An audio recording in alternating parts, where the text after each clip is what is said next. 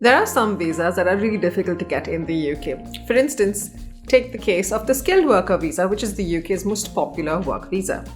To get this visa, you need to take the English test, the IELTS test, and you need to make a minimum amount of salary, and the role that you're doing should fall under the list of occupations that you are allowed to hire for from outside the UK.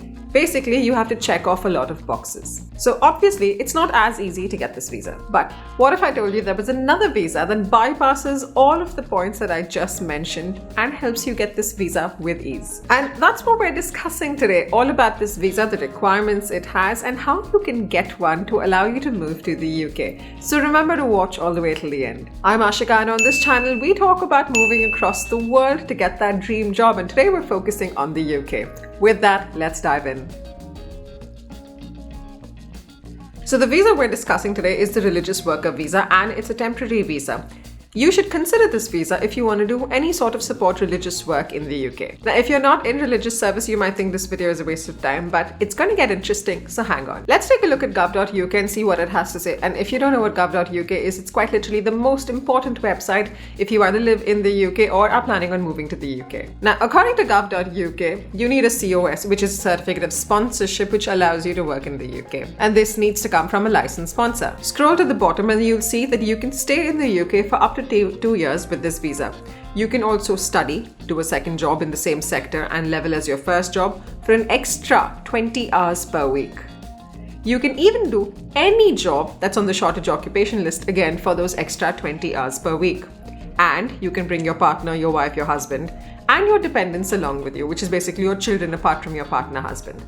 Now, the interesting point that I mentioned was that there is a similar visa to this visa. It's called the Minister of Religion visa, and it allows you to stay in the UK for 3 years and in some cases extend that.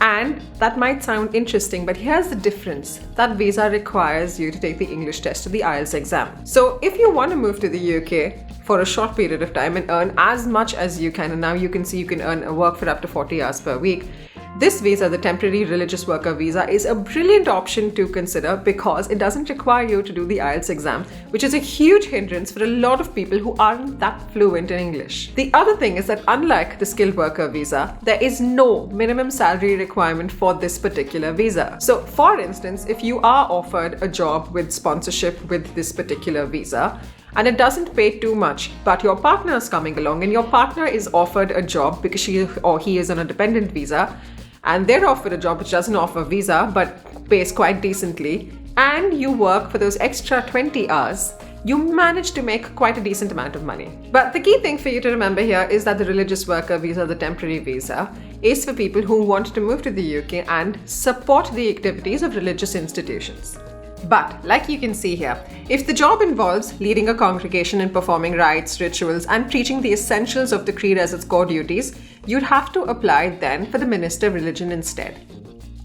So if you see the opening that offers sponsorship for a lead chaplain or a head priest or a pujari, you can't use that opening to apply for a temporary religious worker visa. Another small disadvantage is that while the Minister of Religion visa is on a pathway to ILR or indefinite leave to remain, or PR, what it's called as PR in a lot of other countries, this visa, the temporary religious worker visa, is not on the pathway to an ILR. But I genuinely think, given all the other benefits that this visa offers, it's really not a bad option to consider. But before I move ahead, if you haven't hit that subscribe button, now is an absolutely brilliant time to do it. Hit the subscribe button now and click on the bell icon for notifications. Now, let's talk about the cost of this visa for a bit. If you head over to gov.uk, you'll see that you'll have to pay the visa fee, which is about £298 per person. Apart from this, you'll also have to pay the health surcharge, which basically covers all healthcare costs while you're in the UK under the NHS, and that comes to about £624 a year.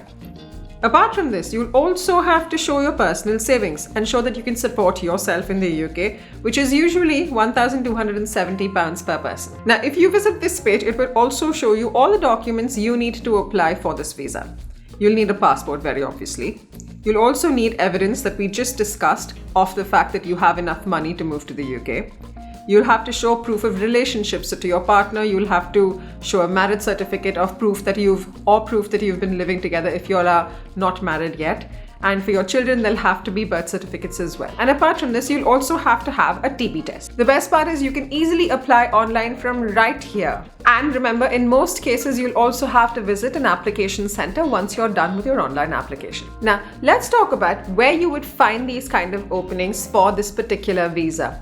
Well, the first thing is very simple, very obviously. Just type out religious worker visa on Google and see the openings that Google Jobs throws you. The next thing you can do is visit gov.uk and check all of the religious worker openings over there as well. It's a great place for you to actually look for relevant openings. And of course, you should check the NHS because it has a massive number of openings, as I've told you in the past. So see this one here. This is an opening for a religious scholar offering a visa.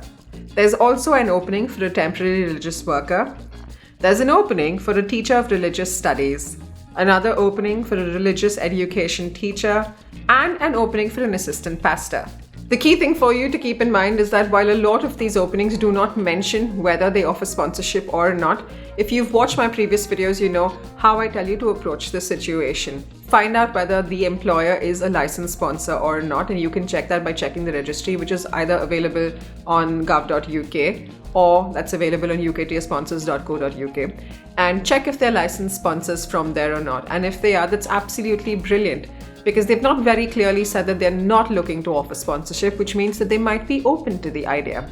In this case, then you get their contact details from either their website or from LinkedIn, and you start sending them your CV, your cover letter, your resume, all of that, just so that they understand that you're very serious about this position and that you're a good fit. Now, I suggest you spend a good amount of time actually reading this page and the appendix, because the appendix usually has a lot of extra information that is not mentioned on the main page about each visa type.